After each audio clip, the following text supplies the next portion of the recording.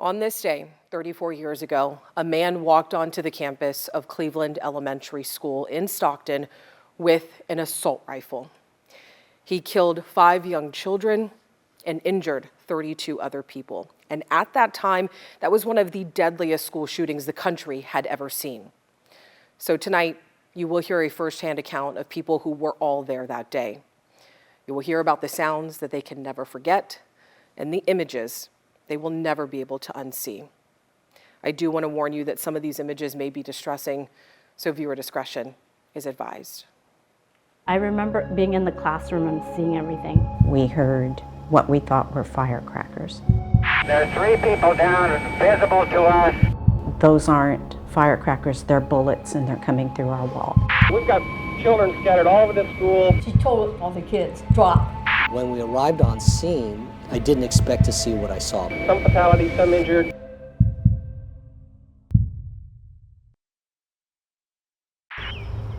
It was a beautiful sunny day. But then suddenly, the chaos happens. I remember being in the classroom and seeing everything. We heard what we thought were firecrackers. Barbara and her room partner say those aren't firecrackers, they're bullets, and they're coming through our wall. I was at the chalkboard writing stuff for my class.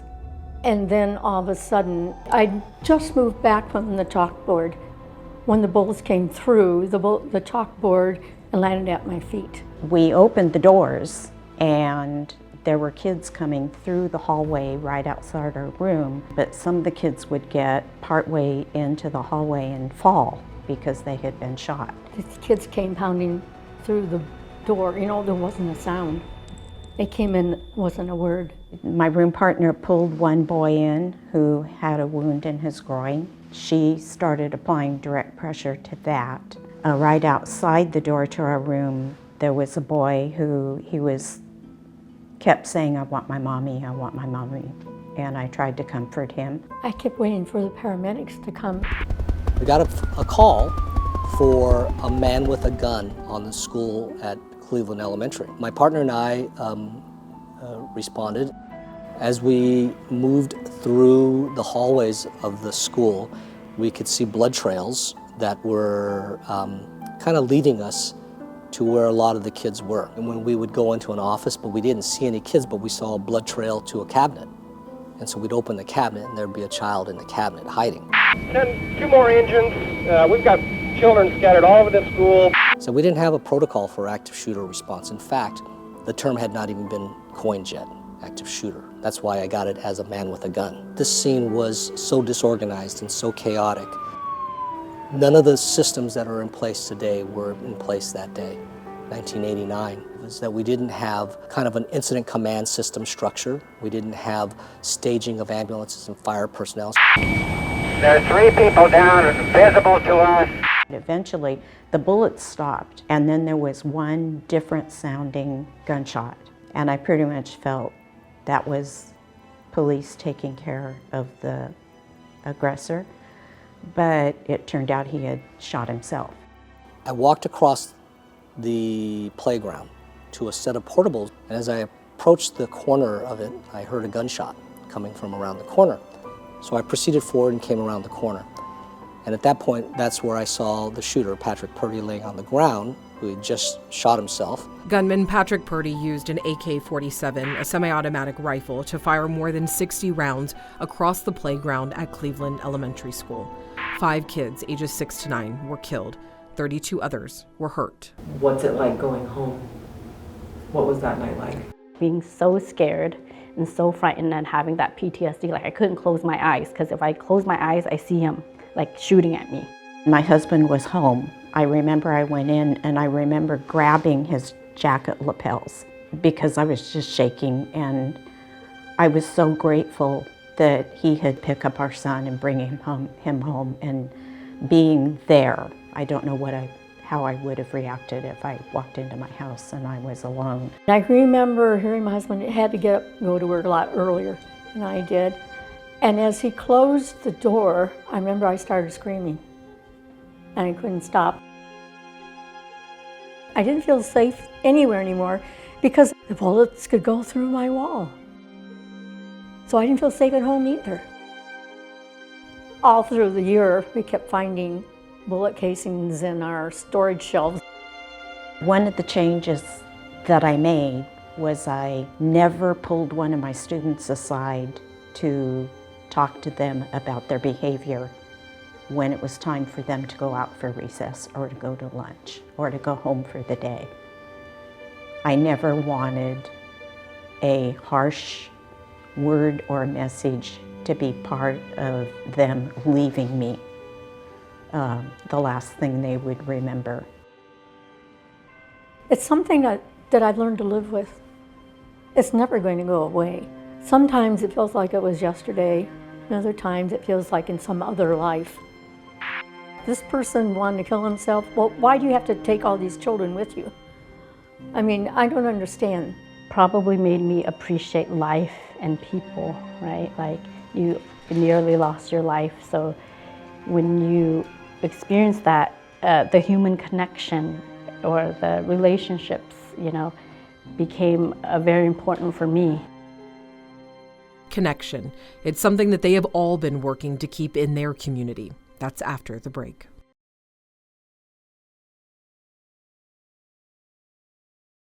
On this day, 34 years ago, a man walked onto the playground at Cleveland Elementary School in Stockton with an assault rifle. He killed 5 young children and injured 32 other people. Now, before the break, we spoke with several people who were all there that day. But now we want to share the impact that the shooting had on them and how they are using their experiences to give back to their own community. 2 more engines. We've got children scattered all over the school. 34 years later, these incidents are still happening. Not just mass shootings, not just someone shooting children, but all of the gun events.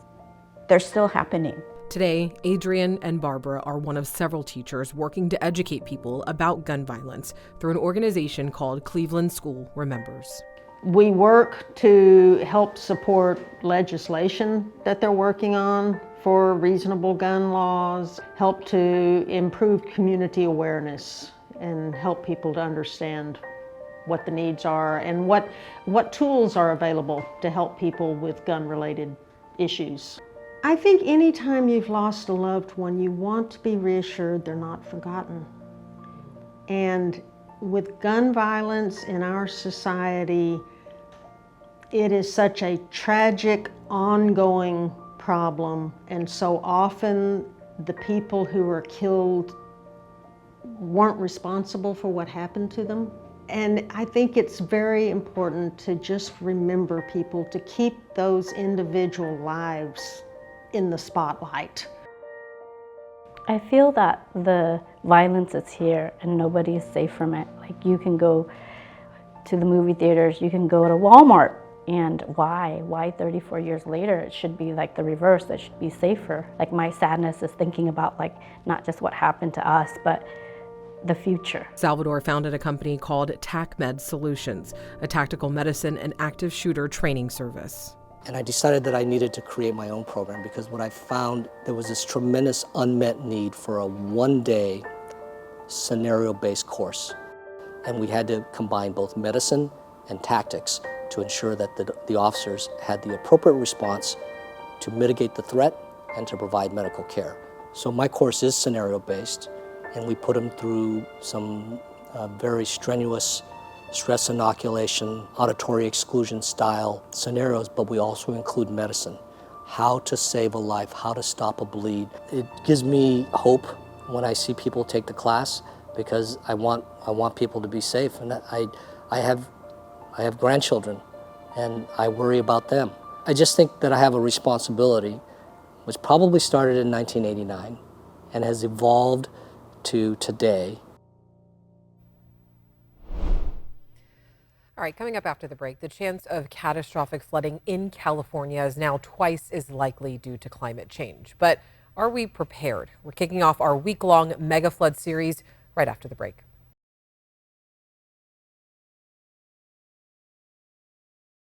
Climate change is increasing the risk of catastrophic flooding in California, and it's something that researchers have referred to as a mega flood. And after weeks of back-to-back rain, the idea really isn't that hard to imagine. And I do want to stress we are not in a mega flood event, but if the rain didn't stop and the levees broke, are you ready for the worst case scenario?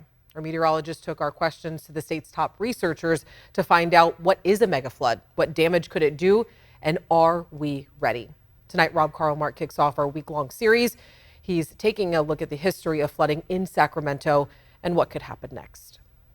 All of our tools were submerged underwater. It looks like a bomb went off there. Imagine the biggest storm you've ever been through. He had to chainsaw his way out his front door.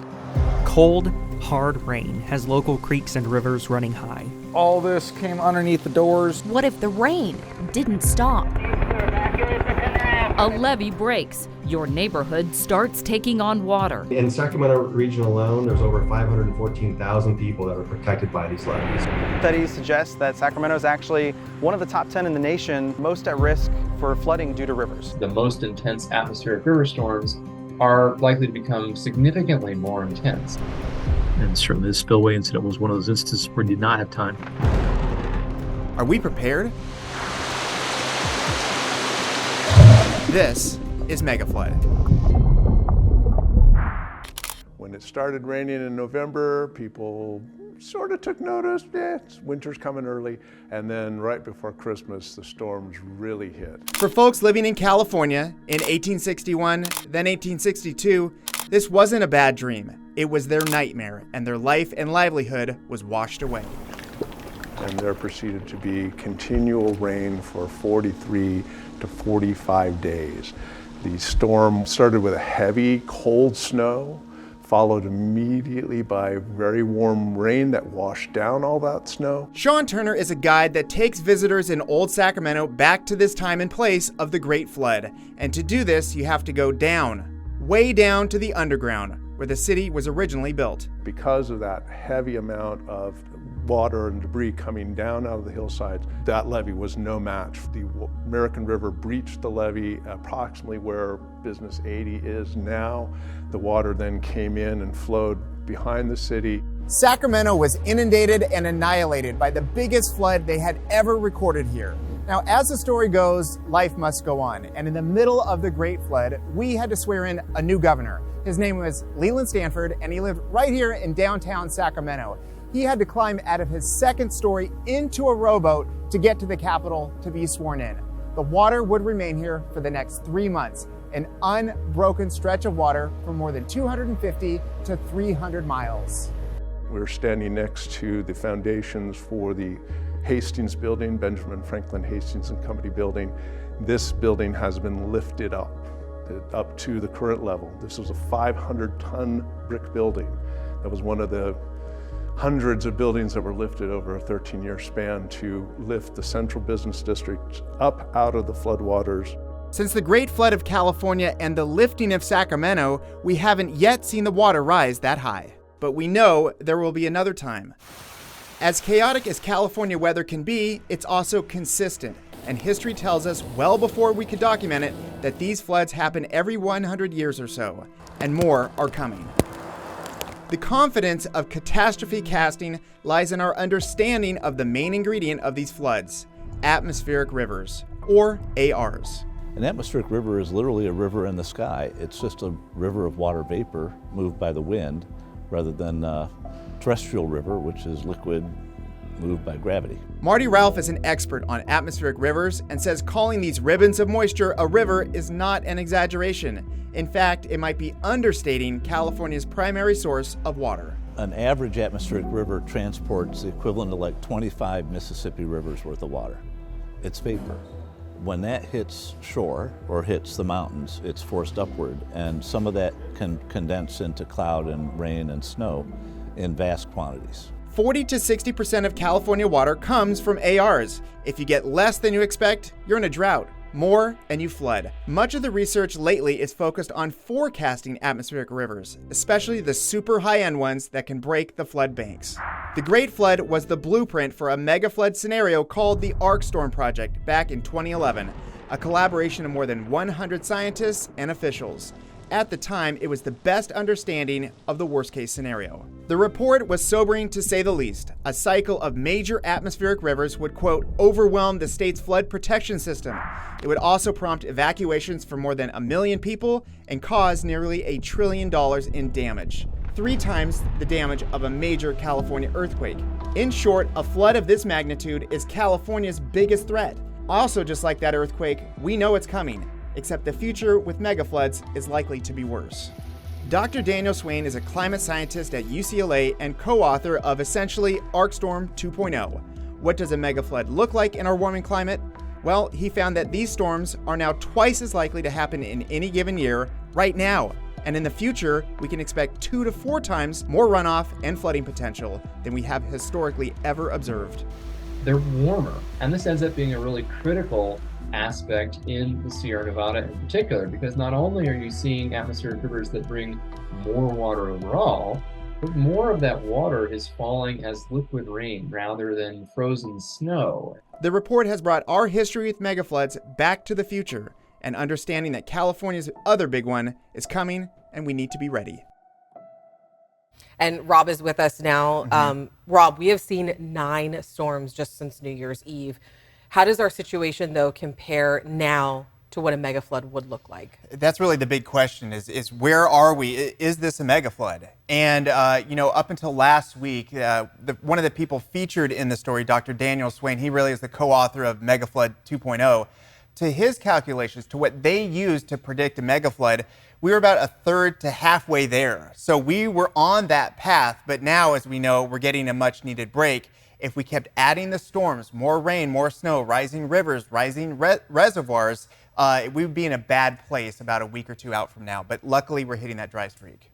And a megaflood, all of that water would have to come in at a more concise period, right? Yeah, when we look at the megaflood stats and how it really comes together, it's not over a whole season. It's not over 5-6 months. It really is confined to about a month and a half. In the beginning of that story, the megaflood in the past was about 40-45 days. It really is just all of the storms all at once with no breaks. That's what a megaflood is, and that's where we were, but we thankfully are not now.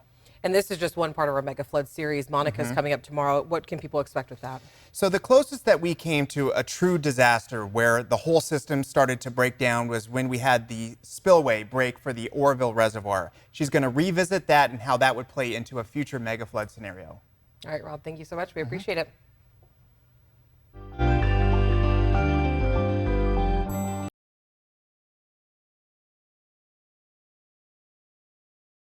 Back in September, we brought you our special episode called Honored Ashes Stories Untold.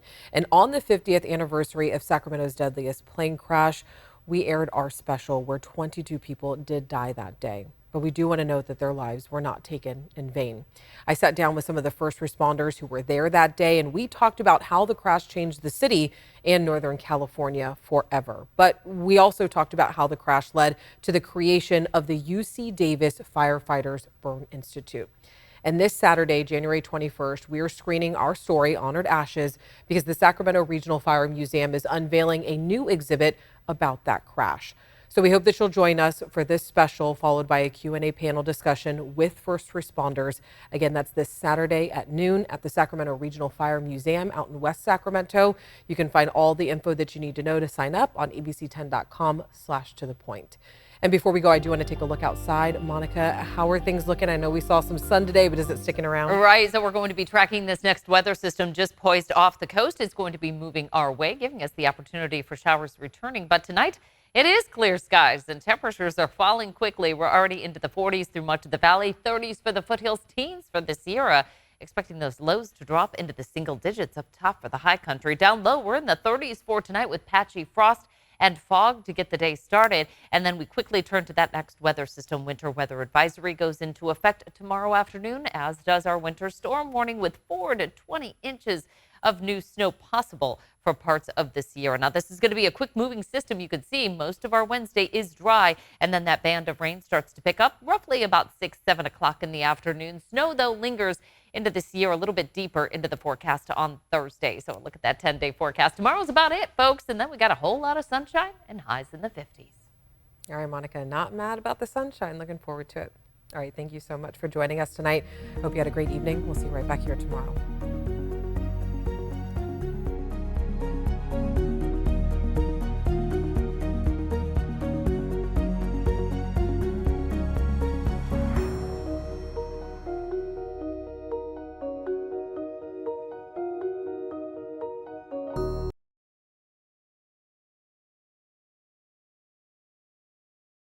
Hey, it's Alex. Just wanted to say thank you so much for watching.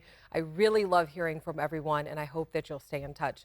Reach out to me on Facebook at AlexBellTV, or you can email me at tothepoint@abc10.com, or you can even send me a text message at 916-321-3310.